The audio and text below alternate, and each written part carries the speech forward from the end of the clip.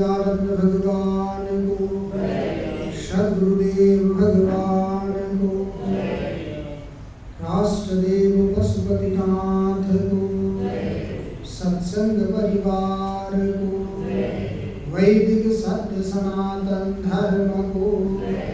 ओम नमः पार्वती पतये हर हर हर महादेव।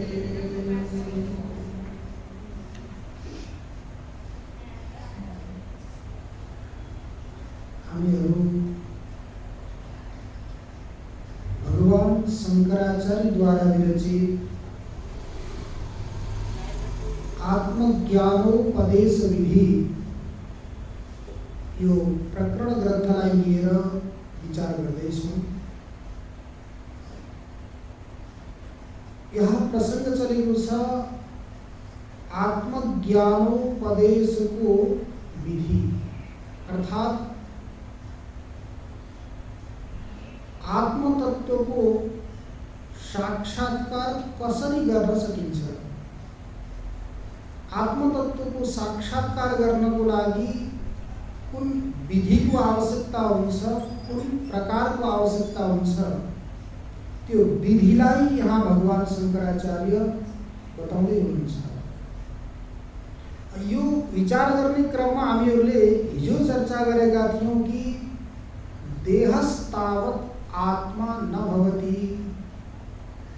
पहिला पूर्वपक्षीहरूले शंका गरे कि देह जो शरीर देखिएको छ, त्यो देखिएको शरीरलाई नै आत्मा मान्नु।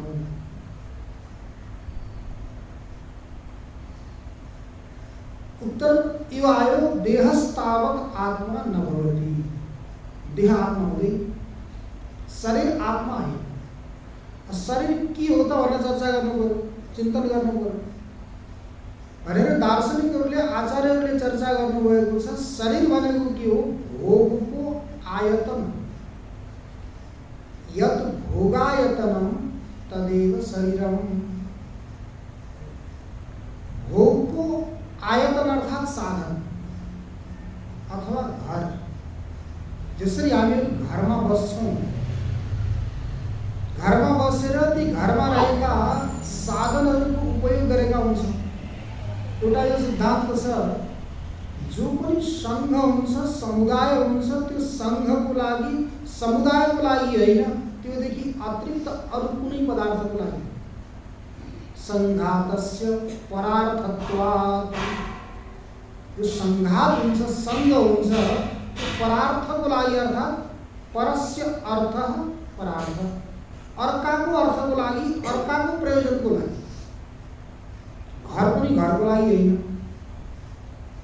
घरमा रहेका जो विस्ताराहरू छन्, अन्य करणहरू उपकरणहरू छन्, तिनी पनि उसको लागि होइन। यहाँ रहेका जो करणहरू छन्, पंखाहरू जो छन्, बल्बहरू जो छन्, माइकहरू जो छन्, यिनीहरू पनि पंखाको लागि होइन, बल्बको लागि होइन, माइकको लागि होइन। यी कसको लागि हुन् त भन्दा अन्यको लागि। अन्यको त हामीहरूले प्रयोग गरेका छौँ, त्यो हामीहरूको लागि हो। त्यस्तै यो शरीर पनि शरीरको लागि होइन।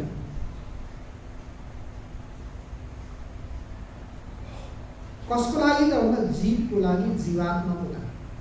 तो जीवात्मा यो शरीरमा बसेर आफूले गरेका शुभाशुभ कर्म अनुरूप सुख र दुख भोग्नको लागि यो के हो?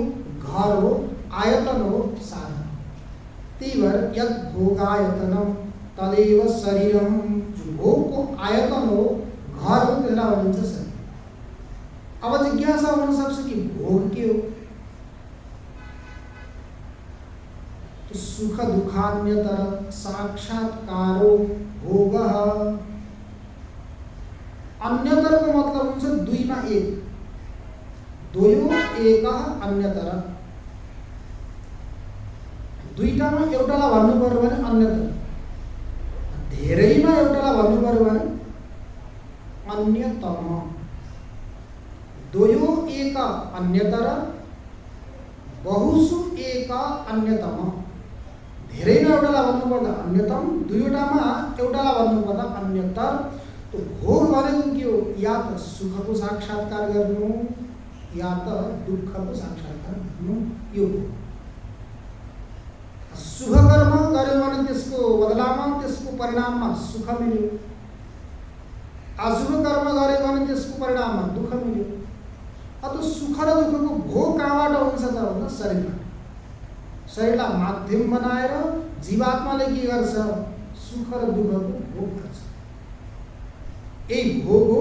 त्यो भोगको यो के हो? आयतन हो, साधन हो।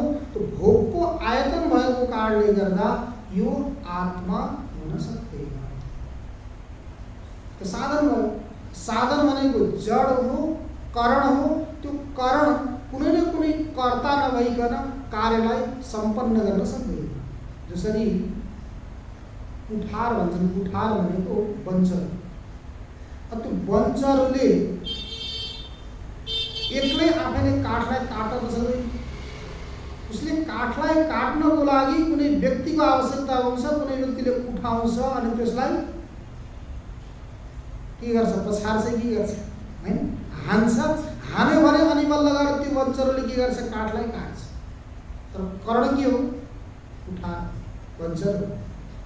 कर्ता कुनै व्यक्ति हुन्छ। त्यस्तै प्रकारले भोग गर्नको लागि कारण के हो? यो शरीर हो, साधन हो।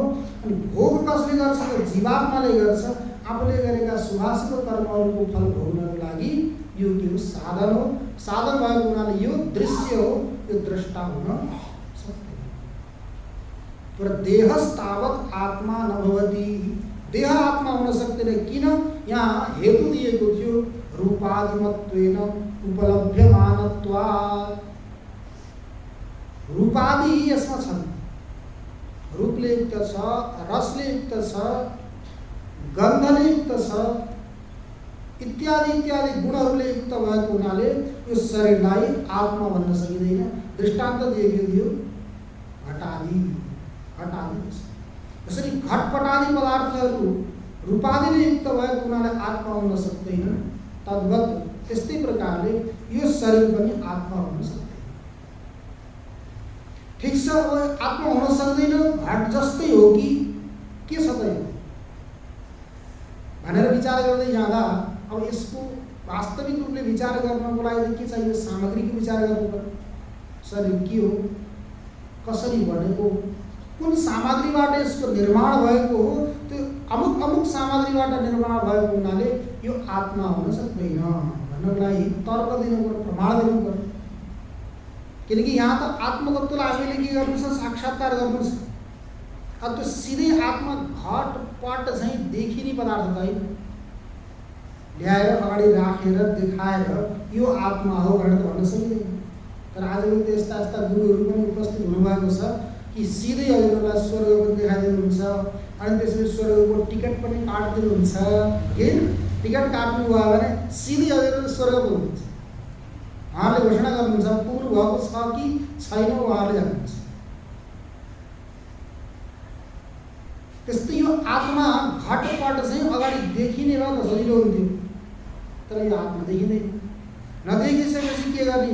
जो पदार्थहरू देखिन्छन् ती देखिने पदार्थहरूलाई पहिला ज्ञान गरेर अनि अमुक अमुक कारणले गर्दा यी आत्मा होइन भनेर उनीहरूको निषेध गर्दै गर्दै गर्दै गएर जहाँ निषेधको अवधि, जसलाई भन्छन् परिशेषानुमान, अथवा श्रुतिमा बताइएको छ नियति निषेधमुख, यो पनि होइन, यो पनि होइन, यो पनि होइन गर्दै अन्तिमसम्म पुगेपछि जहाँ गएर जसको निषेध सम्भव छैन, निषेध गर्न सकिँदैन, त्यो नै के हो? त्यस्तै अनुमानको पक्षमा जानुभयो भने त्यसलाई भनिन्छ परिशेषानुमान। यो पनि आत्मा होइन, दृश्य भएको हुनाले यो आत्मा होइन, जड भएको हुनाले यो आत्मा होइन, जन्य भएको हुनाले यो आत्मा होइन, परिच्छिन्न भएको हुनाले यी अनेक प्रकारका हेतुहरूको प्रयोग गरेर अनात्म पदार्थको निषेध गरिसकेपछि जो निषेधको अवधि हुन्छ त्यो अब शरीर किन आत्मा होइन त भन्दा एउटा त हेतु थियो रूपादिमत्वेन उपलभ्यमानत्वात्, रूप आदिद्वारा युक्त हुने भएको। अर्को चिन्तन गर्दै हामी जानियो भने यसका सामग्रीहरू हेरौँ कसरी कसरी यो बनेको छ अब हजुरहरू सबैले विवेक चूडामणि त सुनिसक्नु हो हैन। विवेक चूडामणिमा अनि यो स्थूल शरीरको बारेमा, सूक्ष्म शरीरको बारेमा, कारण शरीरको बारेमा धेरै चर्चा है। त्यही यो स्थूल शरीरको चर्चा गर्दै गर्दा त्यहाँ भगवान शङ्कराचार्यले बताउनु भएको थियो कि यो शरीरको निर्माण कसरी भयो, कुन कुन सामग्रीबाट भयो त। न त्वं मांस रुधिर स्नायु मेदो मज्जास्ति संकुलं पूर्णं मूत्रपुरीशाभ्यां स्थूलं निन्द्यमिदं वपु। सामग्री बताउनु। त्वं मांस रुधिर स्नायु मेदो मज्जास्ति संकुलं। त्वक छाला, मांस, रुधिर, रुधिर अर्थात रक्त, स्नायु नसाहरू। कति नसा छन् र हाम्रो शरीरमा?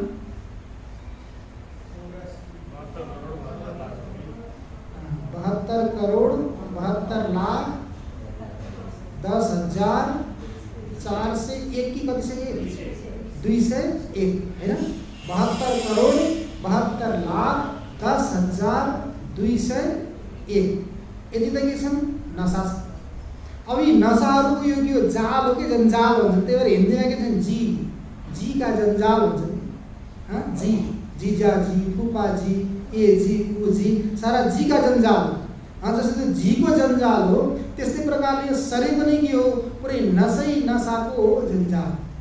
तर त्वं मांस रुधिर स्नायु, स्नायु भनेको नसाहरू, मेदो मज्जास्ति संकुल, मेद। अब मेद त्यो जहाँसम्म लाग्छ ती हाडहरूको बिचमा जोडिने जो तत्त्व हो त्यसलाई मेद, अनि मज्जा अनि अस्थि भनेको हाड, यिनीहरूको के संकुल भनेको समूह। यसैको के हो? संग्रह समूह यो। अनि पूर्णम मूत्रपुरीशाभ्याम, यो पूर्ण सब भरिएको छ केबाट? मूत्र र पुरीश अर्थात मलमूत्रबाट भरिएको यो स्थूल शरीर के छ? अत्यन्त निन्द्य छ। स्थूलम निन्द्यम वपु, निन्दा गर्न के छ? अत्यन्त योग्य छ। अब यस्तो निन्द्य जो शरीर, यस्ता सामग्रीहरूबाट बनेको जो शरीर देह, त्यो आत्मा हुन सक्छ त? जसले विचार गर्छ त्यसले होइन भन्छ, तर जसले विचार गर्दैन त्यसले त के भन्छ? केही नै आत्मा हो भनेर यसैको मोहमा बसिरहेको हुन्छ। भगवान शङ्कराचार्यले त्यही प्रकरणमा भन्नुभएको छ, मोह एव महामृत्यु मुमुक्षो वपुरादिषु। मोह एव महामृत्यु, तो मोह नै के हो? मुमुक्षुको लागि महामृत्यु। कहाँ? वपुरादिषु। वपु भनेको शरीर, अनि शरीरसँग सम्बन्धित जो पनि जाया सुत इत्यादिमा भएको जो मोह हो, त्यो मोहको कारणले नै मुमुक्षुलाई के हुन्छ? मृत्यु प्राप्त हुन्छ। त्यही अगाडि भन्नुहुन्छ, मोह विनिर्जितो येन समुक्तिपदमर्हति। मोह विनिर्जितो येन, जसले त्यो मोहलाई जितेको छ त्यही व्यक्तिले त्यो मुक्ति रूपी पदलाई प्राप्त गर्न सक्छ। जसले मोहलाई जितेको छैन त्यसले मुक्ति रूपी पदलाई कहिले पनि प्राप्त गर्न। जति पनि हामीहरूका ग्रन्थहरू, धर्मशास्त्रहरू, प्रकरण ग्रन्थहरू, मूल ग्रन्थहरू जति पनि हेरौँ, आचार्यहरूको लक्ष्य के हो? अनात्म पदार्थको निरूपण गरेर अनात्मबाट वैराग्य भयो, विरक्त भयो भने अनि बल्ल गएर आत्मतत्त्वको साक्षात्कार गर्ला भन्ने लक्ष्य। अनात्म पदार्थको चिन्तन गर्दै गर्दै गएर पनि वैराग्य आएन भने फेरि शास्त्रकारहरू पनि के हुनुहुन्छ? उहाँहरूको जो परिश्रम बेकार हुन्छ। त्यो भएर अनात्माको चिन्तन गरिसकेपछि त्यहाँबाट के हुनु पर्यो? वैराग्य आउनु पर्यो। अनि अनात्मबाट वैराग्य आयो भने अनि बल्ल गएर आत्मतत्त्वमा पुग्न सकिन्छ। त्यो भएर पहिला के हुन्छ? अनात्म पदार्थको चिन्तन। किनकि नियम पनि हो, असत्य ब्रह्मणि स्थित्वा ततः सत्यम समीहते। असत्य संसारमा रहेर असत्य साधनहरूको प्रयोग गरेर अनि बल्ल त्यो सत्य स्वरूपको सत्स्वरूप परमात्मालाई प्राप्त गर्न सकिन्छ, अनुभव गर्न सकिन्छ। प्राप्त गर्न सकिन्छ भन्ने हो भने पनि फेरि प्राप्त गर्ने होइन नि, प्राप्तस्य प्राप्ति। पहिलेदेखि प्राप्त छ, फेरि प्राप्त गर्ने हो भन्ने भने त फेरि के हुन्छ, त्यो अप्राप्त थियो प्राप्त भयो जस्तो प्रतीति हुन सक्छ। त्यो होइन। आत्मा त कस्तो छ, आत्मा तो सततम प्राप्त, आत्मा सदा सर्वदा सतत प्राप्त छ। अप्राप्त बल अविद्या, अविद्याको कारणले गर्दा अज्ञानको कारणले गर्दा हामीलाई अप्राप्त जस्तो प्रतीति भएको छ। तर त्यो आत्मा के छ, अनादिकालदेखि अनन्तकालदेखि हामीलाई के छ, प्राप्त नै छ। तन्नासे प्राप्तवद भाति, त्यो अज्ञान नष्ट भयो भने आत्मा प्राप्त भयो जस्तो प्रतीति हुन्छ। अरे कसरी, स्वकण्ठ भरणम यथा, हजुरले लगाएको मङ्गलसूत्र छन् त घाँटीमै छ, घाँटीमा हुँदाहुँदै पनि हजुरले हेर्नुभयो, देखिएर नदेखिसकेपछि के भन्नुहुन्छ, मेरो माला अथवा मङ्गलसूत्र जो पनि छ कता हरायो। यता खोज्नुभयो उता खोज्नुभयो, नभेटाइसकेपछि घरका सदस्यलाई बोलाउनुहुन्छ, जो छ छोरा नातिहरू बोलाएर सोध्नुहुन्छ हजुरले कि मेरो माला कहाँ गयो अथवा मेरो मङ्गलसूत्र कहाँ गयो भनेर भन्दै गर्दा उताबाट आएको नातिले के भन्छ, हजुरबा अथवा हजुरआमा हजुरको घाँटीमा नै छ भनेर भनिसकेपछि हजुरलाई कस्तो लाग्छ, मेरो हराएको माला नातिले भेट्टाइयो अथवा हराएको मङ्गलसूत्र नातिले भेट्टाइयो भने जस्तो लाग्छ। तर त्यो हराएर पाइएको छैन, कहिलेदेखि यहाँ प्राप्त थियो, त्यसलाई भनिन्छ प्राप्तस्यैव प्राप्ति। हाम्रो जो स्वरूप हो, आत्मस्वरूप त्यो पनि कस्तो छ, प्राप्तको नै प्राप्ति हुने हो। र अज्ञानको कारणले गर्दा जबसम्म अज्ञानको नाश हुँदैन तबसम्म त्यसको बोध हुँदैन। त्यो भनेर प्राप्त हुने होइन, प्राप्त पहिलेदेखि छ। अज्ञानको कारणले गर्दा अन्य अन्य पदार्थको चिन्तनमा हामीहरू लागेको कारणले गर्दा त्यो पदार्थको बोध भएको छ। त्यही बोध गराउने कसको काम हो, शास्त्रको अनि आचार्य। यहाँ प्रसङ्ग आएको थियो, शास्त्रत आचार्यतश्च ज्ञानम प्राप्य, शास्त्रबाट अनि आचार्यबाट के गर्ने, ज्ञान प्राप्त गर्ने। त्यही भएर उपनिषदमा बताइएको हो आचार्यवान पुरुषो वेद। जबसम्म आचार्य बनाइँदैन, जुन पुरुषले जुन व्यक्तिले आचार्य बनाउँदैन तबसम्म उसले ज्ञान प्राप्त गर्दैन। आचार्य भनेको के थियो भने, आचार्यको के हो, कसलाई आचार्य भनिन्छ, जसले सम्पूर्ण शास्त्रको आलोचन गरेको छ। आचिनोति च शास्त्रार्थम आचार्य स्थापयत्यपि स्वयं आचरते यस्मात् आचार्य इति गीयते। आचिनोति च शास्त्रार्थम, जसले शास्त्रको अर्थलाई, आज चिनोति भनेको आद्योपान्त चयन गरेको छ, आद्योपान्त अध्ययन गरिसकेको छ। थोरै गऱ्यो भने त के हुन्छ, अल्प विद्या भयङ्करी भन्छ, थोरै भयो भने भयङ्कर हुन्छ, त्यो छचल्किन्छ। घैँटोमा गाग्रीमा पानी थोरै भयो भने छचल्किन्छ, भारी भयो भने त्यो गम्भीर हुन्छ। त्यही भएर कोही खस्राङ खुस्रुङ गर्न थाल्यो, यताउता गर्न थाल्यो भने भरिएको छैन भन्ने कुरो जान्नु पर्यो है। भरिएको छ भने के हुन्छ, एकदम ढुक्क खस्राङ खुस्रुङ हुँदैन।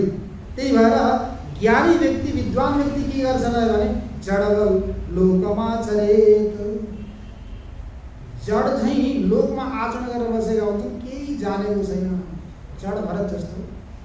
रहुगणले यति ज्ञान प्राप्त गरेका हुन्छन्, रहुगणलाई ज्ञान कसले दियो, त्यही जड भरतले, जसले वेदका त कुरै छोडिदिनुहोस्, आङ्गिरस गोत्रको कुलमा उत्पन्न भएको ब्राह्मण, पिताजीले यति प्रयास गर्नुभयो ब्राह्मणको कुलमा उत्पन्न भएको कमसेकम आफ्नो शाखाको वेदको अध्ययन गरोस् भनेर प्रयास गर्नुभयो, केही पनि भएन। नभइसकेपछि ब्राह्मणको छोरो हो, कमसेकम गायत्री मन्त्र कण्ठस्थ गरेर यसो कल्याण हुन्छ भनेर गायत्री मन्त्र कण्ठस्थ गर्ने प्रयास गर्नुभयो, त्यो पनि जडभरतिर थाहा थियो। अलिकति केही कण्ठस्थ गरे भने पिताजीले कर्मकाण्डमा लगाइदिनुहुन्छ, फेरि कर्मकाण्ड गर्न थाल्न जानु पर्यो, अरू काम गर्न जानु पर्यो। समाजको उपयोगी भए भने म आफ्नो जो लक्ष्य हो त्यसलाई प्राप्त गर्न सकिने भने जानी बुझी नजानेको गरेर एउटा पनि मन्त्र कण्ठस्थ गर्नु, जानी बुझी त कण्ठस्थ नगरिसकेपछि जहिलेसम्म माता पिताजी हुनुहुन्थ्यो तबसम्म त पाउनुभयो, खाइसकेपछि दाइ भाउजूलाई सह्य भएन, असह्य भयो, घरमा बसी खाएको छ, काम केही गर्दैन। काम नगर्ने व्यक्तिलाई कहिलेसम्म खुवाउने खानुभयो? उसले काम गर्दैन, त्यो व्यक्तिलाई कहिलेसम्म खुवाउने भन्नुहोस् त? एक दिन दुई दिनसम्म त खुवाउने केही गर्ला भनेर। केही कामै नगरिसके एउटा कुनै व्यक्ति घुम्दै घुम्दै महात्माका पुगेछ। महात्माका पुगिसकेपछि उसलाई त्यहाँको नियम कानुन जब तब राम्रो लाग्यो, राम्रो लागिसकेपछि त्यो त्यहाँ बस्यो। केही वर्ष बसिसकेपछि दीक्षित भयो। दीक्षित भएपछि साधु भयो भन्ने कुरो घरका मान्छेलाई थाहा भएछ। लौ हाम्रो छोरो त भाइ त साधु भयो अरे भनेर घरका व्यक्तिहरू आश्रममा गए लिनको लागि गइसकेपछि उसले भन्यो होइन, म त जप गर्नको लागि, भगवानको नाम संकीर्तन गर्नको लागि साधु बनेको, म जान्न, म यही बस्छु। घरका व्यक्तिले भने ठिक छ, तँलाई हामीले त्यो अनुकूल व्यवस्था मिलाइदिन्छौँ, घरमा भनिसकेपछि गुरुजी कहाँ गयो। गुरुजीले भन्नुभयो ठिक छ, तैँले भजनै गर्ने हो, यहाँ पनि भजनै गर्ने हो, घरमा गएर पनि अनुकूल स्थिति मिल्छ, यिनीहरूले मिलाइदिन्छन् भने भजनमा केही व्यवधान हुँदैन भने जान त के समस्या हो। मन्त्र मैले दिइहालेको छु, त्यो मन्त्र जप्नु, नियम विधि विधान सबै तँलाई थाहा छ, गएर जप गर, भजन गर भनेर पठाइदिन्छु। गयो घरमा गएपछि उयो बिहान 4 बजे उठ्ने, सन्ध्या स्नान गर्ने, आफ्नो सन्ध्या वदन जप तप आदि इत्यादि सबै गर्ने। गरिसकेपछि अब 9-10 कति बज्यो, अनि पछि भोजन गर्ने, भोजन गरिसकेपछि एकछिन आराम गर्ने, अनि आराम गरेर उठ्यो भने फेरि जप तप गर्न थाल्यो। घरमा कामको एकदम हतार झटारो छ होइन, असारको बेलामा रोपाइको बेला। अब ऊ अरू खेतमा काम गर्नको लागि गएका छन्, भागेका छन्, दौडेका छन्, ऊ घरमा बसेर जप गरेका छन्। दाजु आएर भन्छ तँलाई त यहाँ घरमा जब गर्न भनेर ल्याएको कि केही सहयोग गर्ला भनेर ल्याएको भनेर भन्दा उसले भन्छ मलाई त सहयोगसँग मतलब छैन, म त जब गर्न भनेर साधु बनेको हुँ, यहाँ अनुकूल स्थिति बन्छ भनेर आएको हुँ। यदि ठिक छ भने म बस्छु, हजुरहरूलाई अनुकूल लाग्दैन भने भनिसकेपछि अब घरका व्यक्तिले पनि दुराग्रह गरेनन् कि यसले यहाँ बसेर हामीलाई काम दिनेवाला छैन, तर के गर्नु खुवाउनु त पर्दैन भनेर के गरे। उनीहरूले जसरी पठाइदिए, अब समाजको कामको भयो भने त समाजले राख्छ, समाजको कामको भएन भने समाजले राख्दैन। बल्ल आफ्नो कामको हुन्छ वास्तवमा हेर्ने हो भने। त्यही भएर के भनेका हुन्, संसारीले भन्छ सन्यासी पागल, सन्यासीले भन्छ संसारी पागल भनेर त्यही हो। किनकि उनीहरूको दृष्टिमा यो पागल भयो, कसैको कामको छैन।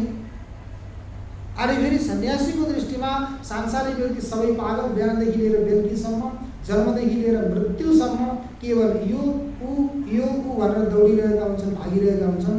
आफ्नो चिन्तन गर्ने कुनै पनि समय नभएको हुनाले उसलाई भनेको पागल। के गर्ने, समयलाई अनुकूल मिलाएर के गर्नु पर्यो, परमात्माको चिन्तन गर्नु पर्यो। यदि समाजको कुनै कामको भयो भने त फेरि फस्छ भनेर जडबालजीले के गर्नु, अनि केही पनि जानेको छ, नाम त हो भरत, तर केही काम नगर्ने भएको हुनाले पछि माथि विशेषण लगाए जड भरत। त्यो ज्ञानी व्यक्तिले पनि के गर्नुपर्ने हुन्छ भने समाजमा जडबल लोकमाचरेत जानन्नपि तु मेधावी। अगाडि के छ, नापृष्ट कस्यचित् गुर्यात् न चान्यायेन पृच्छत जानन्नपि तु मेधावी जडबल लोकमाचरेत। जबसम्म कसैले सोध्दैन तबसम्म नभन्नु, नापृष्ट कस्यचित् गुर्यात्। त्यही भएर जिज्ञासा गर्नु पर्यो। गुरुजीको सान्निध्यमा गएर के गर्नु, जिज्ञासा गर्नु, प्रश्न गर्नु भने। नापृष्ट कस्यचित् गुर्यात्, नभन्ने हो भने त कसैले बताउँदैन। डाक्टर कहाँ गएर रोग नबताउने हो भने उसले औषधि कसरी गर्ने, रोग थाहा पाउनु पर्यो, उसले बल्ल औषधि गर्छ। अरे ठिक छ, कसैले सोध्न त सोधेको छ, तर अन्यायपूर्वक सोधेको छ।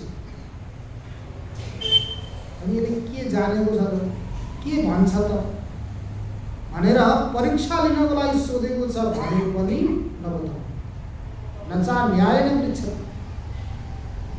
ज्ञानी व्यक्तिले यत्तिकै पनि नबताउनु, अनि त्यसो अन्यायपूर्वक सोधेको छ भने नबताउनु। के गरोस् त उसले भन्दा जानन्नपि तु मेधावी, मेधावी व्यक्ति जान्दा जान्दै पनि ज्ञानी हुँदा हुँदै पनि के गरोस्, जडबल लोकमाचरेत, जड जस्तो भनेर लोकमा आचरण गरोस्। त्यही भएर ज्ञानी व्यक्तिहरू कतिपय कस्ता देखिएका हुन्छन् भने हिँड्छन्, उनीहरू केही कसैसँग मतलब छैन। हजुरले सुन्नुभएको होला दत्तात्रेय मुनिको प्रसङ्ग। दत्तात्रेय मुनि उहाँका कति गुरुहरू हुनुहुन्थ्यो? 24 गुरुहरू। 24 गुरु बनाउनु हो। उहाँले अन्तिममा गएर भन्नुहुन्छ मैले 25 नम्बरको गुरु मैले आफ्नै शरीरलाई बनाएँ भन्नुहुन्छ। त्यही शरीरको प्रसङ्ग यहाँ चल्यो। 25 नम्बरको गुरु मैले कसलाई बनाएँ? आफ्नो शरीरलाई बनाएँ। कसरी बनाउनु भयो त हजुरले भन्दा उहाँले भन्नुहुन्छ यो शरीर पनि मेरो होइन, यसमा पनि मेरो कुनै पनि अधिकार छैन। यो त कौवाको हो, गिद्धको हो, कुकुरको हो, स्यालको हो, उनीहरूको आहार हो। उनीहरूको आहार हो भनेर मैले यसमा पनि मोह नगरिकन मेरो जहिलेसम्मको जस्तो प्रारब्ध छ त्यो अनुरूप सुख र दुःखको भोग गरिरहेको छु भनेर स्वतन्त्रमा विचरण गरिरहेको छु। 25 नम्बरको गुरु मैले यो शरीरलाई बनाएँ भनेर दत्तात्रेय मुनिले, अवधूत दत्तात्रेय मुनिले भन्नुभएको छ। त्यस्तै प्रकारले हामीहरूले पनि के गर्नु पर्यो? यो शरीरमा मोह नगरिकन यसका सामग्रीहरूको चिन्तन गरेर यसको मोहबाट रहिनु। सामग्री त विचित्र छन्। भगवान शङ्कराचार्य त यसरी अलि राम्रो राम्रो भन्नुभयो। अब कसले हो हाम्रो नेपाली कविले भन्नुभएको छ उहाँले त विभत्सै पारेर भन्नुहुन्छ। यसरीका सामग्रीहरूको चिन्तन हजुरलाई कण्ठस्थ सही छैन। हड्डीका टुकुरा रसाई रसले जोर्नी नसाले कसी मासुले उही माथि लिम्सी उसमा मासी र बोसो घसी त्यसैमा गिरी रक्त वीर्य छिटियो त्यही रासरो देह हो चाटलान कागज पुरले भनिए छाला मोडेको छ यो। हड्डीका टुक्रा टुक्रा कति टुक्रा छन् त गणना गरेका छैन होला। नसाको त गणना भयो। ती कति छन्? ती हड्डीका टुक्रालाई जोडेर हड्डीका टुक्रा रसाई रसले, कुन रस हो यसले रसाएर के गरेको छ? जोडेको छ। जोर्नी नसाले कसी, अति जोड जोडमा गएर नसाले त्यसलाई पसेको छ। डाँडा भाटा बाँधेर जोर्नी नसाले कसी मासुले उही माथि लिम्सी उसमा मासी र बोसो घसी सबै सामग्रीहरू छन्। अनि त्यसैमा गिदी रक्त वीर्य छिटियो त्यही रास यो देह। त्यो रास हो भइसकेपछि पनि कौवाले, कागले, कुकुरले चाटेर सक्छ खतम पार्छन् कि भनेर के गरिदिएको माथिबाट? छाला मोडेको छ। यो छालाले मोडिदिएको छ। छाला निकालिदिने अनि भित्रको सारा चिज हेर्ने हो भने कस्तो छ होला भन्नुहोस् त? विचित्र छ त्यो। अनि यस्तो शरीरलाई आत्मा भनेर अनि यसैलाई तुष्टि पुष्टि सन्तुष्टि गर्नको लागि हामीहरूले यो बहुमूल्य समयलाई खर्च गऱ्यौँ भने हामी कतिका बुद्धिमानी हौँ त? त्यसो भन्दा फेरि खाना पिउन सबै छोडिदिनु होला नि। त्यसो नगर्नुहोस्। औषधि पनि खानुहोस्, सबै खानुहोस्। किनकि यो साधन, शरीर के हो? साधन। साधन नभइकन साध्यको सिद्धि नहुने भएको हुनाले साधनलाई हामीले पहिला के गर्नुपर्ने हुन्छ? व्यवस्थित गर्नुपर्ने हुन्छ। साधन हो त्यो साधनको रूपमा प्रयोग गरौँ, साध्यको रूपमा होइन। दृश्यको रूपमा प्रयोग गरौँ, द्रष्टाको रूपमा होइन। यी अलग अलग प्रकारका यी सामग्रीहरूबाट निर्माण भएको यो स्थूल देह अथवा देह जो हो यो आत्मा हुन सक्दैन। यही प्रसङ्ग देह आत्मा होइन यसमा मोहित नहुनुहोस् भनेर आत्मदेव ब्राह्मणलाई कसले सम्झाउनु भएको छ? गोकर्ण होइन, सुन्नुभएको छैन त्यो? गोकर्णजीले आत्मदेव ब्राह्मणलाई पनि यही सम्झाउनु भयो, पिताजी यो शरीरको मोहमा, शरीरमा अहमता अनि शरीरसँग सम्बन्धित व्यक्तिहरू ममता गरेर बस्नुभयो भने हजुर कहिल्यै पनि मुक्त हुनुहुन्न। यहाँबाट यो मोहलाई छोडेर हिँड्नुहोस्। देहेस्थिमांस रुधिरे भीमतिं त्यजत्वं जाया सुतादिषु सदा ममतां विमुञ्च पश्यानिशं जगदिदं क्षणभङ्गनिष्ठं वैराग्यरागरसिको भवभक्तिनिष्ठ देहेस्थिमांस रुधिरे अभिमतिं त्यज। देहे अस्थि मांस रुधिरे यो शरीरदेखि यिनै सामग्रीबाट बनेको, यस्ता सामग्रीबाट बनेको शरीरमा हजुरमा जो अहमता छ त्यो अहमतालाई के गरिदिनुहोस्? छोडिदिनुहोस्। अभिमतिं त्यज जाया सुतादिषु सदा ममतां विमुञ्च। जाया पत्नी, सुत पुत्र पुत्री आदि में संपत्ति आदि में मेरो मेरो भन्नेहरूको जो ममता छ त्यो ममतालाई पनि के गरिदिनुहोस्, छोड्नुहोस्। यो अहंता र ममता रूपी दुईटा रस्सी हुँदाखेरि मुमुक्षुको लागि अत्यन्त प्रतिबन्धक भएर बसेका प्रतिबन्धक कारक यी अहंता र ममता रूपी यो रस्सी। त्यो रस्सीलाई के गर्नुपर्ने हुन्छ, काट्नु पर्यो, बन्धनलाई हटाउनु पर्यो। त्यही भएर जाया सुतादिषु सदा ममतां विमुच्य। के हेर्नुहोस् त भन्दा पश्या निशं जगदिदं क्षणभङ्गनिष्ठम्। यो अहर्निश प्रत्येक क्षण क्षणमा नष्ट भइरहने, परिवर्तन भइरहने यो के छ, अनित्य छ, क्षणभङ्गुर छ भन्ने कुराहरू चिन्तन गर्नुहोस्। वैराग्य राग रसिको भव भक्तिनिष्ठ। वैराग्य रूपी रागको हजुर रसिक बन्नुहोस्। वैराग्य रूपी रागमा रसिक भएर अनि परमात्माको भजनमा भक्त भएर भक्तिमा निष्ठ हुनुभयो भने हजुरको कल्याण हुन्छ। अनि के गरौँ त, ठिक छ शरीरको पनि मोहलाई परित्याग गरौँ, जाया सुतादिको मोहलाई पनि परित्याग गरौँ, मैले के गरौँ त, के उपाय बताऊँ भनेर भन्दा गोकर्णजीले के भन्नुभयो पिताजीले, धर्मं भजस्व सततं त्यज लोकधर्मान् सेवस्व साधु पुरुषान् जहि कामतृष्णान् अन्यस्य दोष गुण चिन्तनमासु मुक्त्वा सेवा तथा रसमोहो नितरां विगत्वम्। पिताजी धर्मं भजस्व सततं, सदा सर्वदा धर्मको बारेमा भजन गर्नुहोस्, धर्मको चिन्तन गर्नुहोस्। त्यज लोक धर्मान, यी लोक धर्महरूलाई सबैलाई परित्याग गर्नुहोस्। मेरो पुत्र अथवा मेरी पुत्री, यो सम्बन्धी जति पनि छन् नि सम्बन्धीहरू, सम्बन्धहरू जति पनि छन्, यी सम्बन्ध कहिलेदेखिका हुन्, जहिले हजुर यो शरीरमा आउनुभयो, यो शरीरमा प्रवेश गर्नुभयो त्यहिलेदेखिका हुन्। कहिलेसम्म रहन्छन्, जबसम्म शरीरमा रहनुहुन्छ तबसम्म रहन्छ। शरीरबाट निक्लेर जानुभयो भने खुदकी प्राण छुटेपछि सब छुट्यो, संसारबाटै छुट्यो। मेरा हुन् भनिने यहाँ जति थिए, नाता सबैको टुट्यो। छिन्मय सुन्दर गाथ जुन विरूप भई, प्रेतै सरी मानिने। आफ्नै स्त्री परिवार सन्तति हरे, तर्सेर टाढा हुने। जहिलेसम्म प्राण छ तबसम्म यी सम्बन्धी छ, प्राण निक्लेर गयो भने यस्तै हुन्छ। त्यो भएको हुनाले यो शरीरमा जहिले अहिले प्रवेश गर्नुभएको त्यहाँदेखि लिएर अहिलेसम्मका यी सम्बन्धी हुन्। शरीरलाई अहिले यो शरीरलाई छोडेर निक्लिसकेपछि केही पनि रहँदैन। तपाईँले के गर्नुहोस्, लोक धर्मं त्यज, लोक धर्मलाई परित्याग गर्नुहोस्। यदि वास्तविक कल्याण चाहनुहुन्छ, जायस्व अनि मृयस्वको मार्गमा हिँडिरहने हो भने भजन गर्नुहोस्, केही छैन लोक धर्मलाई। यदि यहाँबाट बच्ने हो भने के गर्नुहोस्, धर्मं भजस्व सततं त्यज लोक धर्मान् सेवस्व साधु पुरुषान् जहि कामतृष्णान्। साधु पुरुषान् सेवस्व, सेवा गर, संगत गर्नुहोस् त कौसँग गर्नुहोस्, साधु पुरुषहरूसँग गर्नुहोस्। सेवस्व साधु पुरुषान् जहि कामतृष्णान्, जहि भनेको छोडिदिनुहोस्, त्याग गरिदिनुहोस्। के कामतृष्णालाई परित्याग गर्नुहोस्। हिजो आएन भन्नुभएको थिएन, आउनुपर्ने थियो, आएन। के थियो त्यो, थोत्रो पाटी उज्यालो, मलिन तृणकुटी कन्दरा झन उज्यालो। ठाङ्लो गुन्द्री उज्यालो, परपर धुमदा जीर्णकन्था उज्यालो। भिक्षा भारी उज्यालो, अज घन वनको साग शिष्णु उज्यालो। तृष्णाको तुच्छ जालो, मन विचन भए जो मिल्यो सो उज्यालो। यदि तृष्णा मनमा छैन भने मान्नु जो पनि हजुरले देख्नुहुन्छ सबै उज्यालो उज्यालो, राम्रै राम्रो देखिन्छ। यदि भित्र तृष्णा छ भने संसारभरि हजुर जति पनि तीर्थयात्रा गर्नुहोस्, पवित्र स्थानमा जानुहोस्, त्यहाँ जाँदा पनि के हुन्छ, दोषै दोष देखिन्छ। कहिले पनि साधु व्यक्तिको दर्शन हुनेवाला छैन।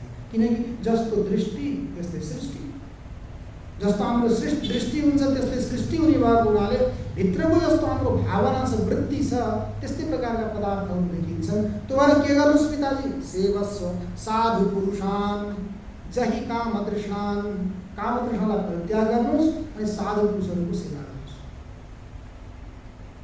अन्य व्यक्तिहरूका कहिले भुलेर गुणको पनि चर्चा नगर्नुहोस् अनि अन्य व्यक्तिहरूको कहिले भुलेर दोषको चर्चा पनि नगर्नुहोस्। कसैको गुणको प्रशंसा नगर्नु, बखान पनि नगर्नु, दोषको त गर्दै नगर्नु। अन्यस्य दोष गुणचिन्तन मासु आसु मुक्त। आसु भनेको छिट्टै तुरन्त अहिले के गर्नुहोस्, अन्य व्यक्तिहरूको गुणको चिन्तन गर्न अनि अन्य व्यक्तिहरूको दोषको चिन्तन गर्न छोडिदिनुहोस्। वेदान्तीहरूको त के सिद्धान्त हो? आसुप्ते आमृते कालम नयेत् वेदान्त चिन्तया दद्यात् नावसरं किञ्चित् कामादीनां मनात् अपि। एक क्षण पनि अरू चिन्तन गर्न समय नै छैन। सुतेदेखि लिएर उठेदेखि लिएर सुत्ने बेलासम्म अनि जन्मदेखि लिएर मृत्युसम्म वेदान्तको चिन्तन गरेर समय यापन गर्नु भनेको छ। अनि अर्काको गुण अर्काको दोष कतिखेर चिन्तन गर्ने समय पाइन्छ त भन्नुहोस्? तर पाइन्छ नि अन्य बेला गुण र दोषको चिन्तन गर्न खुब समय पाइन्छ। कसैलाई उडाउने अनि कसैलाई पछाड्ने, त्यही काम हो। उडाउने भनेको गुणको चिन्तन गर्ने, अनि त्यसपछि दोषको चिन्तन गर्ने भनेर के गर्ने? पछाड्ने। त्यो समय हामीलाई खुब मिल्छ। त्यो के भन्नुभयो गोकर्णजीले? पिताजी कहिल्यै पनि भुलेर नगर्नु होला। त्यो अन्यस्य दोष गुण चिन्तन मासु मुक्त्वा सेवा कथा रसमहो नितराम पिबत्वम। के गर्नुहोस्? साधुहरूको भगवानको सेवा गर्नुहोस् अनि भगवानका ती गुणानुवादहरू कथाको श्रवण गर्नुहोस्। गोकर्णजीले त पिताजीलाई भन्नुभएको छ दशमस्य पाठात्, श्रीमद् भागवत महापुराणको दशम स्कन्धको जङ्गलमा बसेर पाठ गर्नु होला, वनमा गएर भन्नुभएको छ। वन भनेको केवल यो वृक्षहरूले भरिएकोलाई मात्रै वन भनिँदैन। वनको मतलब हो वन सम्भजनीयम। यो सम्भजनीय हो, त्यो भजनीय तत्त्व त्यसको नाम हो वन। अर्थात् परमात्माको सान्निध्यमा गएर परमात्माको स्वरूपको चिन्तन गरेर सदा सर्वदा बस्नु होला, अरू सबै चिन्तनलाई परित्याग गर्नु होला भनेर आत्मदेव ब्राह्मणलाई पनि गोकर्णजीले सम्झाउनु भएको छ। त्यही प्रसङ्ग यहाँ आएर भगवान् शङ्कराचार्यले हामीहरूलाई, जसरी गोकर्णजीले आत्मदेव ब्राह्मणलाई भन्नुभयो त्यस्तै भगवान् शङ्कराचार्यले हामीहरूलाई आएर भन्नुभएको छ देहस्तावत् न आत्मा। है यो शरीरलाई आत्मा आत्मा भनेर तिमीहरू जो हिँडिरहेका छौ त्यो होइन है, भुल नगर्नु। भुल गरेर हिँडेकालाई भुल नगर्नु। यो देह कहिले पनि आत्मा हुन सक्दैन।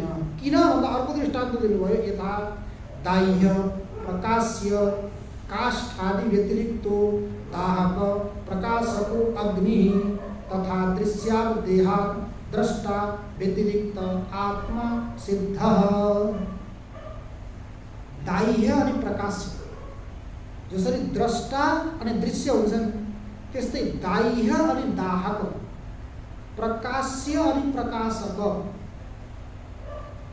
दाह्य भनेको जल्नेवाला, जल्नेको काठ जलाउँछ कसले? आगोले। प्रकाश्य के हो? काठ। प्रकाशक को अग्नि।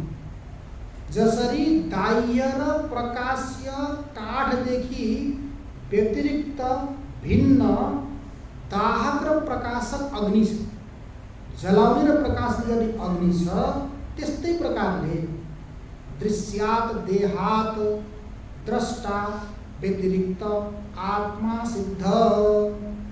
दृश्यात् देहात्, देह के हो? दृश्य हो। तो दृश्य देहदेखि व्यतिरिक्त अर्थात् भिन्न के छ? आत्मा छ भन्ने कुरो सिद्ध हुन्छ। अर्थात् यो देहदेखि त्यो के छ? अतिरिक्त छ। योबाट के सिद्ध भयो? देह आत्मा होइन भन्ने कुरो। एतस्मादपि कारणात् देह व्यतिरिक्त आत्मा, यो कारणले गर्दा पनि सिद्ध हुन्छ कि आत्मा देहदेखि भिन्न छ। अझ अर्को पनि दृष्टान्त दिएर सम्झाउँदै हुनुहुन्छ। किनकि आजभोलि मान्छेहरू तार्किक छन्। पहिला पहिला त नपढेका व्यक्तिलाई सम्झाउन सजिलो हुन्छ, पढेका व्यक्तिलाई सम्झाउन बडा मुस्किल हुन्छ। तर भगवान् शङ्कराचार्यले सोच्नु भएको त्यो समय यस्तो आउँदैछ, पढेका मान्छेहरू आउँछन्, अति पढेका मान्छेलाई कसरी सम्झाउनु त एउटा दृष्टान्त दिएर हुँदैन भनेर उहाँले बताउनु भयो। स्वाप मरण आदि दर्शनात्। व्यक्ति हामी घर मानौँ सुत्यौँ, सुतिसकेपछि पनि शरीर त छ, यथावत छ शरीर, तर यो शरीरलाई कसैले उठाएर ल्याएर बाहिर राखिदियो भने पनि कतिपय व्यक्तिहरूको यस्तो निद हुन्छ, बुढोको सबैको नहोला, कतिपय व्यक्तिको यस्तो निद हुन्छ कि सुतेको व्यक्तिलाई उठाएर ल्याएर बाहिर राखिदिए पनि थाहा हुँदैन। अब यदि शरीरलाई नै आत्मा भनियो भने त त्यही शरीरलाई उठाएर बाहिर ल्याएर राखेर थाहा पाउनु पर्ने, थाहा पाएन। शरीर त त्यही छ यथावत। यथावत भएको हुनाले त्यो बेलामा उसलाई कुनै पनि प्रियताको अप्रियताको कुनै पनि बोध भएन। बोध नभइसकेपछि त्यो देहलाई पनि आत्मा भनेर भन्न सकिन्छ। त्यस्तै प्रकारले मूर्छित शरीर मूर्छित अवस्थामा छ। मूर्छा अवस्थामा भएको शरीरलाई पनि केही थाहा हुँदैन। मरणको अवस्थामा भएको शरीरलाई थाहा हुँदैन नै, तर शरीर त छँदैछ। भएको हुनाले यो शरीर आत्मा हुन सक्दैन, किनकि मृत्यु अवस्थामा पनि, मूर्छित अवस्थामा पनि, मरण अवस्थामा पनि यो त्यस्तो प्रकारले देखिएको छ यथावत। देखिँदा पनि उसमा कुनै प्रियताको बोध नभएको कारणले गर्दा उसलाई आत्मा भनेर भन्न सक्दैन। यस्मिन् काले देहं संव्याप्य वर्तते आत्मा काष्ठादिवत् तथा देहो व्यवहारयोग्यो भवति।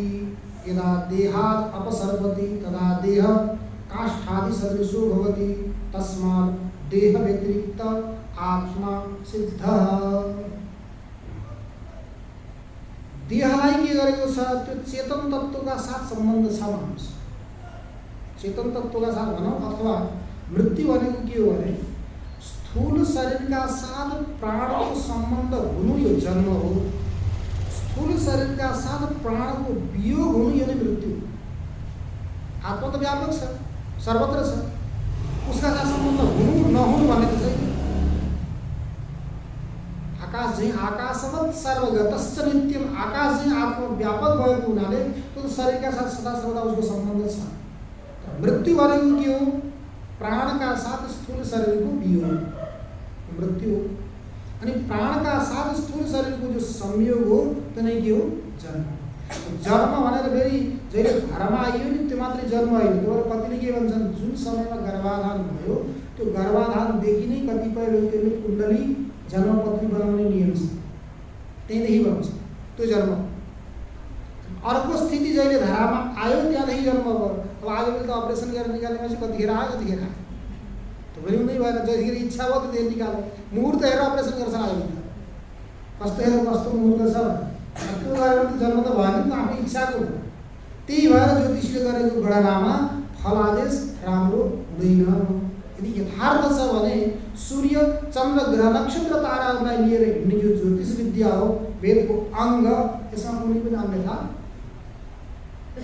तर प्राणका साथ स्थूल शरीरको सम्बन्ध हुनु यो जन्म, अनि प्राणका साथ स्थूल शरीरको वियोग हुनु यो नै के हो? मृत्यु हो। जबसम्म प्राणका साथ सम्बन्ध छ तबसम्म शरीरले सबै व्यवहार गर्छ। अनि प्राणका साथ यसको सम्बन्ध भएर निक्लियो भने के हुन्छ? केवल काठ झैँ हुन्छ, जड झैँ हुन्छ। त्यो जड स्वरूप हुने भएको हुनाले यो देहलाई आत्मा भन्न सकिँदैन। त्यो देहदेखि आत्मा के छ? भिन्न छ, अतिरिक्त छ भनेर यहाँसम्म के गर्नुभयो? जो देहात्मवादी जो चारवाद हुन् यिनीहरूको अहिले स्थूल दृष्टिले अझ पनि विचार गर्दै आउनु। यहाँ धेरै विचारहरू छन्, तर स्थूल दृष्टिले के गर्नुभयो? भगवान शङ्कराचार्यले देहात्मवादी जो चारवाकहरू हुन् उनीहरूको मतको यहाँ खण्डन गरिसकेपछि अब चारवाकका भाइहरू धेरै छन्। अरू ती मध्येमा आएर अर्का भाइले के भन्छन्? यदि देह आत्मा होइन भने, देहलाई आत्मा नमान्ने हो भने देहदेखि अतिरिक्त के गरौँ त भन्दा चक्षुलाई आत्मा मानौँ। चक्षुले उपलक्षित सम्पूर्ण इन्द्रिय एउटालाई सम्झिसकेपछि अरूको सबै ज्ञान हुन्छ। चक्षुलाई के मानौँ? आत्मा मानौँ भनेर के आयो? इन्द्रिय आत्मवादी। अब यसमा विचार गरौँ, यदि इन्द्रियलाई आत्मा मान्ने हो भने स्थूल दृष्टिले हेर्ने हो भने पनि आँखाले अहिले जुन वस्तु देखेका छन्, अनुभव गरेका छन्, होइन देखे। अब मान्नुहोस् कहीँ यात्रा गर्न जानु कुनै ठाउँ, सुन्दर ठाउँमा यात्रा गरेर आउनुभयो। यात्रा गरेर आइसकेपछि धेरै समय भयो, 15-20 साल भइसक्यो। भइसकेपछि हजुरका आँखाका ज्योति, भगवानले यसो नगर्नुहोस्, दृष्टान्तलाई भन्दैछु, आँखाका ज्योति गयो भन्नुहोस्, मोतियाबिन्दु हो। मोतियाबिन्दु भइसकेपछि हजुर 15-20 वर्ष पहिला जहिले यात्रामा जानुभएको थियो, ती यात्रामा गएका साथी सहयात्री आए। सहयात्री आएर उनले के गर्छन्? किनकि नियम छ एक सम्बन्धी ज्ञानम अपर सम्बन्धिनम स्मारयति।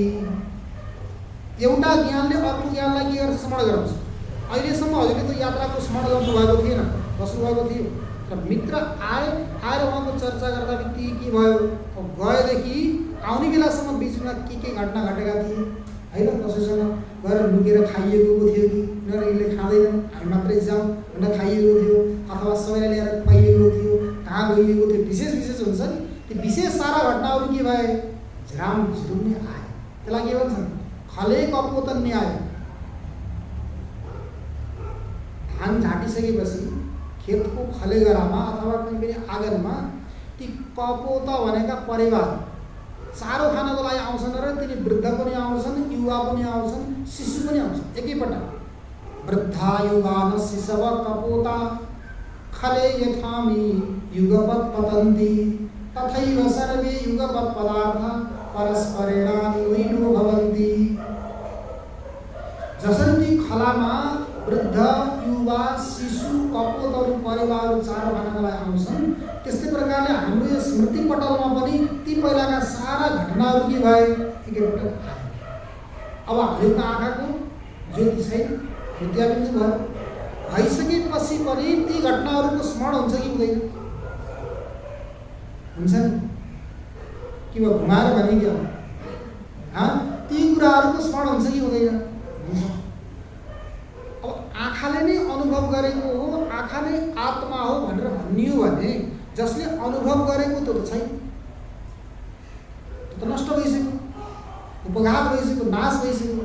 नाश भइसकेपछि ती अनुभव गरेका कुराहरूको स्मृति अथवा स्मरण अहिले नहुनु पर्ने।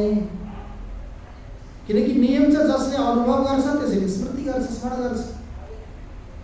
या स्मृति भवति सा सा अनुभव पूर्विका भवति। जो स्मृति हुन्छ त्यो अनुभव पूर्वक पनि भएको हुनाले जसले अनुभव गरेको हुन्छ त्यसैले स्मरण गर्छ। अनुभव गर्ने आँखालाई भनियो भने आँखा त नष्ट भयो, अनुभव स्मृति नहुनु पर्ने। तर स्मृति हुन्छ कि हुँदैन? हुन्छ। स्मृति भएर यो सिद्ध भयो कि अनुभव गर्ने आँखा होइन, आँखादेखि अतिरिक्त कोही अर्को तत्त्व छ जसले अनुभव गरेको हो, त्यसैले अहिले आएर स्मरण गर्दैछ। तथात्वं चेद इन्द्रियाणाम उपघाते कथम स्मृति। यदि इन्द्रियलाई नै आत्मा भनेर मान्ने हो भने त्यो इन्द्रियको उपघात भइसकेपछि, नाश भइसकेपछि, नष्ट भइसकेपछि स्मृति नहुनु पर्ने। स्मृति भएको छ, त्यहाँबाट के सिद्ध हुन्छ कि इन्द्रिय अर्थात् चक्षु आत्मा होइन भन्ने कुरो सिद्ध हुन्छ। तर यहाँ चक्षुलाई आत्मा मान्नेले के भन्दैछन्? चक्षु आत्मा, इन्द्रियलाई आत्मा मान्दैछ। यहाँ पूर्व पक्ष दियो छैन, यहाँ के छ उत्तर पक्ष छ। त्यसबाट हामीले बोध गर्नु पर्यो कि शङ्का गर्ने यस्ता व्यक्ति आएका थिए, तिनीहरूलाई उत्तर दिनको लागि यहाँ यो उत्तर पक्ष हो भन्ने कुरो बुझ्नु। यहाँ आएको छ चक्षुरपि आत्मा नभवति। जसरी देह आत्मा हुँदैन त्यस्तै प्रकारले चक्षु पनि आत्मा हुन सक्छ। किन? रूप ग्रहण साधनत्वात् प्रदीपवत्। रूप ग्रहण साधनत्वात् चक्षुले के गर्छ? रूप ग्रहण गर्छ। श्रोत्रियले के गर्छ? शब्द ग्रहण गर्छ। घ्राणेन्द्रियले गन्ध ग्रहण गर्छ। रसनेन्द्रियले रस ग्रहण गर्छ। अनि त्वगेन्द्रियले स्पर्श ग्रहण गर्छ। त्यही भएर यिनीहरूलाई के भनिन्छ? ज्ञानेन्द्रिय। र यिनीहरूको अलग अलग लक्षण पनि छन्। यिनीलाई कसरी जान्ने भन्ने यिनीहरूको अलग अलग लक्षण पनि छन्। चक्षुलाई के भनिन्छ? यसले चक्षुले के गर्छ? रूपलाई ग्रहण गर्छ। रूप ग्राह्य इन्द्रियम चक्षु। रूपलाई ग्रहण गर्ने जो इन्द्रिय हो, इन्द्रिय धेरै भए, चक्षु, श्रोत्र, घ्राण, रसना, त्वग अनि मन पनि भयो। तर तिनीहरूमा लक्षण नजाओस्, केवल आँखामा मात्रै जाओस् भन्नलाई के भन्नु पर्यो? रूप ग्राहकत्वे सति इन्द्रियत्वम। जसले रूपलाई ग्रहण गर्छ अनि जो इन्द्रिय हो त्यो चक्षु इन्द्रिय। त्यस्तै गरी शब्द ग्रहण गर्ने इन्द्रिय हो श्रोत्रेन्द्रिय, गन्ध ग्रहण गर्ने इन्द्रिय हो घ्राणेन्द्रिय, रस ग्रहण गर्ने इन्द्रिय हो रसनेन्द्रिय, स्पर्शलाई ग्रहण गर्ने इन्द्रिय हो त्वगेन्द्रिय। त्यही भएर यहाँ के हेतु दिनुभयो? रूप ग्रहण साधनत्वात्। रूप ग्रहणको लागि यो साधन हो। दृष्टान्त आयो प्रदीपवत्। चक्षु आत्मा नभवति रूप ग्रहण साधनत्वात् प्रदीपवत्। वेदांतमा न्याय पढ़नी है। वेदांतमा न्याय, तर न्याय नपढिकन वेदांत पढ्यो भने अन्यायी वेदान्ती हुन्छ। न्याय नपढिकन वेदान्त पढ्यो भने अन्यायी वेदान्ती, न्यायी वेदान्ती बन्नको लागि न्याय पढ्नु पर्यो। त्यही भएर यहाँ के गरिदिनु भयो, न्यायको अनुरूप अनुमान ल्याएर भन्नुभएको छ चक्षु आत्मा हुन सक्दैन। किन? रूपग्रहण साधनत्वात् प्रदीपवत्। प्रदीप भनेको दीपले के गर्छ, रहेका वस्तुहरूलाई ग्रहण गर्नको लागि सहयोग गर्छ। प्रकाश नभइकन कोठामा रहेको वस्तुहरूको ज्ञान हुँदैन। त्यस्तै चक्षु नहुने हो भने रूपको पनि ग्रहण हुन सक्दैन। लोचनाभ्याम विहीनस्य दर्पण किं करिष्यति। जसका लोचनै छैन, आँखै छैन भने उसलाई ऐनाको के काम होइन? ऐनाको काम कसलाई भन्छ? जसका आँखा छन् त्यसलाई ऐनाको काम हो। लोचनाभ्याम विहीनस्य दर्पण किं करिष्यति। त्यसलाई दर्पणले बिगार्छ केही पनि गर्न सक्दैन। त्यही भएर के गर्नु पर्यो, त्यो तत्त्वलाई जान्नको लागि, त्यो परम तत्त्वलाई जान्नको लागि साधनको आवश्यकता त हुन्छ, तर यो चक्षु के हो? साधन हो, साध्य होइन, प्रदीप छैन। त्यो भएर चक्षु पनि आत्मा हुन सक्दैन। यथा प्रदीपेन कर्णेन रूपम उपलभ्यते तथा चक्षुरादिकरणेन रूपम उपलभ्यते। प्रदीपेन कर्णेन रूपम उपलभ्यते। प्रदीप एउटा के कर्ण, कर्ण भनेको पनि के हो? न असाधारण कारणम करणम। कार्य सिद्ध गर्नको लागि जो अत्यन्त उपयोगी साधन हो त्यसलाई कर्ण भन्छ। जो नभएसम्म कार्य सम्पन्न हुँदैन त्यसलाई कर्ण भनिन्छ। जसरी मानुस भोक लाग्यो, भोक लागिसकेपछि भोक निवृत्ति गर्नको लागि के चाहियो? भोजन, भोजन चाहियो। भोजनमा हजुरलाई भात मात्रै भए पनि भयो, रोटी मात्रै भए पनि भयो, भोक निवृत्ति गर्नको लागि। तर अत्यन्त उपयोगी साधन के हो? ओदन। ओदन भनेको भात, ओदनम। त्यही भएर व्याकरणमा एउटा सूत्र छ साधकतमं कर्णम। साधकतमं कर्णम। केवल कर्ण मात्रै भनेको त्यो साधकतमं किन भनेको भन्दा भयो भन्नुहुन्छ, कसैले भोक लाग्यो भनेर दुध र भात खाला अनि त्यसपछि कर्ण संज्ञा दुधलाई पनि होला भनेर त्यो नहोस् भन्नको लागि के गरेको? तमक ग्रहण गरेको। अर्थात् केवल भोजन ओदनलाई मात्रै, भातलाई मात्रै कर्ण संज्ञा होस्, दुधलाई नहोस् भन्नको लागि भनेर, अर्थात् भोक निवृत्ति गर्नको लागि अत्यन्त उपयोगी साधन के हो? भोजन, भात। त्यस्तै यहाँ पनि रूप देख्नको लागि अत्यन्त उपयोगी साधन के हो? चक्षु। आँखै नहुने हो भने तो रूप त देख्न सकिँदैन। तो रूप देख्नको लागि अत्यन्त उपयोगी साधन के त भन्दा चक्षु। त्यही भएर चक्षुले के गर्छ? रूपको साक्षात्कार गर्नको लागि यो कर्ण भएको हुनाले, साधन भएको हुनाले यो आत्मा हुन सक्दैन। जसरी चक्षु आत्मा होइन, त्यस्तै प्रकारले जति पनि यहाँ ज्ञानेन्द्रियहरू छन् सबैलाई एकसाथ लिइदिनु। एवमेव इतराणि करणानि।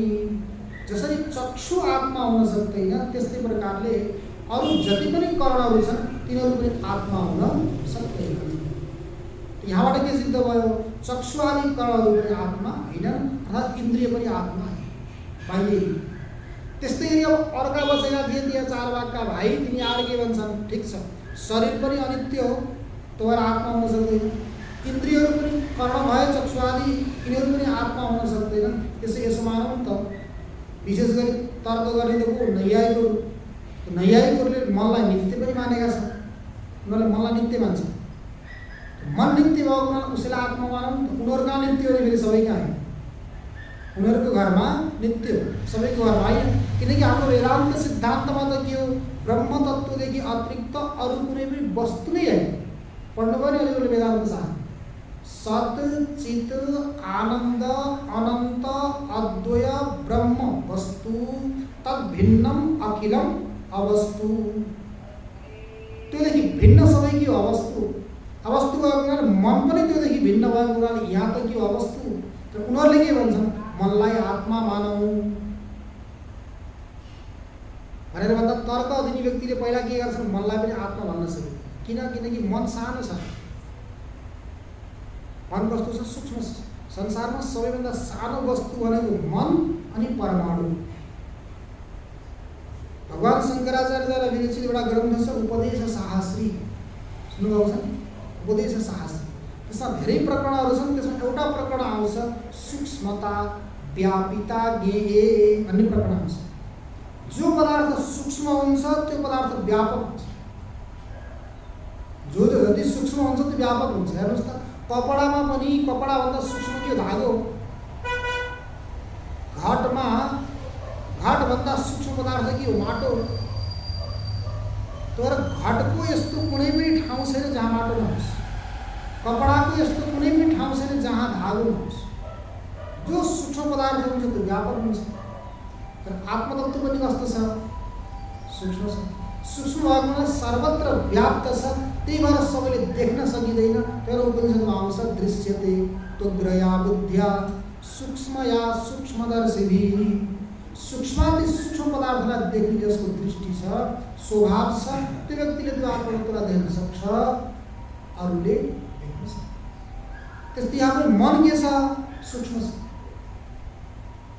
परम अणुपरिमाणवाला छ। त्यही भएर जो सूक्ष्म हुन्छ त्यति बलवान हुन्छ। हेर्नुहोस् त, हाम्रो शरीरमा जति पनि अङ्ग प्रत्यङ्ग कणहरू छन् सबैभन्दा बलवान मन छ कि छैन? मनले जता लयो त्यति हामी जान्छ।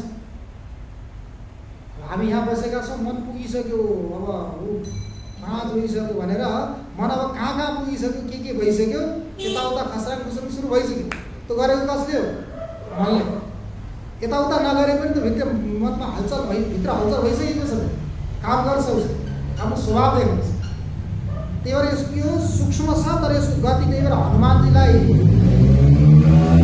प्रार्थना गर्दै गर्दा दिएको छ नि उपमा, मनोजवम मारुततुल्य वेगम जितेन्द्रियम बुद्धिमतां वरिष्ठम वातात्मजं वानरयुतमुख्यं श्रीरामदूतं शरणं प्रपद्ये। मनोजवम भनेको मनको जस्तो, जव भनेको गति भयो, जस्तो मनको गति छ त्यस्तै प्रकारको गति भएका भनेर हनुमानजीको प्रार्थना हुन्छ। अर्थात् मन के छ, सम्पूर्ण इन्द्रियहरूभन्दा, सबै इन्द्रियहरूभन्दा तीव्र गतिमान गतिशील छ, तर मन सूक्ष्म छ। आत्मा नभवति, मन पनि आत्मा हुन सक्दैन। किन? कर्णत्वात् प्रदीपवत्, यो पनि कर्ण हो। जसरी चक्षु कर्ण हो, कर्ण भएको हुनाले आत्मा हुन सकेको थिएन, त्यस्तै प्रकारले यो मन पनि के हो, कर्ण भएको हुनाले, दृश्य भएको हुनाले, अर्थात् यसका वृत्तिहरू त थाहा हुन्छ नि हामीलाई। यहाँ दृश्य पनि भन्नुभएको छ, दृश्यत्वात्। दृश्य भन्दा घटपट झैँ त देखिँदैन, तर मनका वृत्तिहरू, हाम्रा यी वृत्ति अन्तःकरणका वृत्तिहरूलाई ल्याएर हामीले भन्न सक्छौँ कि हाम्रो वृत्ति अहिले सात्विक छ कि राजस छ कि तामस छ कि भन्ने कुरो थाहा हुन्छ कि नहीं। शान्त भएर बसेको छ, जप गर्न पाठ गर्न मन लागेको छ भने शान्त छ, सत्ववृत्ति भयो। यहाँ जाउँ कि वहाँ जाउँ कि नजाउँ कि बनायो भने राजसी वृत्ति छ। त्यहाँ गएर के गर्ने, त्यही त हो। कुरोकानी शरीर आत्मा होइन, इन्द्रिय आत्मा होइन, चक्षु आत्मा होइन भन्ने त्यही प्रसङ्ग चल्छ। अनि फेरि बिहान गयो भने, अब बिहान त विचित्रै थियो है। अब बिहान आयो भने बिहानको त अझ राम्रो कुरा छ, तर बिहान सङ्ख्या कम हुँदैछ, किन हो? केही समस्या भयो जस्तो छ है। यसलाई जान्नको लागि बिहान जान्नु पऱ्यो। पहिला दैवी गुणको हामीले आधार नगरेसम्म फेरि यो तत्त्वलाई जान्न सकिँदैन। दैवी सम्पत्ति के को लागि? आत्मतत्त्वको साक्षात्कार गर्नको लागि, अनुभूति गर्नको लागि। अति मध्येमा हामीले के चर्चा गऱ्यौँ, अरू चर्चा हुँदैछन्, बिस्तारै चल्छ। यसमा यहाँ पनि यो मन पनि के छ, दृश्य भएको हुनाले, कर्ण भएको हुनाले आत्मा हुन सक्दैन। यहाँ पनि दृष्टान्त त्यही प्रदीपवत् दिनुभयो। अर्थात् यहाँ प्रसङ्ग चल्छ कि यी जति जति पदार्थहरू छन्, दृश्य कर्णहरू, यी सबै आत्मा होइनन्। योदेखि अतिरिक्त कोही आत्मा छ। अब त्यो आत्मा के हो, कस्तो हो भनेर आजै हामीले जान्न सक्छौँ है। अब त कति वर्षदेखि त हामी श्रवण गर्दैछौँ, सुन्दैछौँ। यो वर्ष मात्रै होइन, कति जन्म, यो जन्म मात्रै हामीले यो सुन्ने अवसर पाएका होइनौँ नि। धेरै जन्मको पुण्यको प्रभाव, संस्कार भएको कारणले गर्दा हामी यो सुन्नमा प्रवृत्त छौँ। त्यही भएर कठोपनिषदमा आउँछ नि, श्रवणायापि बहुभिर्यो न लभ्य शृण्वन्तोऽपि बहवो यन्न विद्युः आश्चर्यो वक्ता कुशलस्य द्रष्टा आश्चर्यो ज्ञाता कुशलानुशिष्ट। पहिला त सुन्ने व्यक्तिले पाइदिनन्, सुन्ने व्यक्ति पाइहाल्यो भने बुझ्दैनन्, बुझ्ने कसैले प्रयास गर्यो भने पनि राम्रोसँग सुनाउने व्यक्ति भेटिँदैन भनेर यहाँ कठोपनिषदमा आएको छ। तिनै कुराहरू यहाँबाट घटित हुँदैछन्। हामीहरूले पनि के गर्दैछौँ, धेरै जन्मको पुण्यको प्रभावले श्रवण गर्दैछौँ, सुन्दैछौँ। आज नबुझे भोलि बुझिन्छ, भोलि नबुझे पर्सि बुझिन्छ, पर्सि नबुझे सक्यो यो जन्ममा बुझिन्छ, नभए अर्को जन्ममा बुझिन्छ। किनकि हामी यो मार्गमा लाग्यौँ, अब यसलाई नछोडिकन हामीहरू अगाडि बढ्ने दृढ निश्चय गरेर अगाडि बढ्यौँ भने हेर्नुहोस् त, उहाँ कहाँदेखि लिएर सगर राजादेखि लिएर, सगर राजाका छोराहरू मरेका थिए कपिल महर्षिको श्रापले। कति पुस्ताले प्रार्थना गर्यो स्वर्गबाट गङ्गाजीलाई ल्याउनको लागि। भरतले के गरिदिनु, भगीरथले अवतरित गरिदिनु भयो ल्याएर।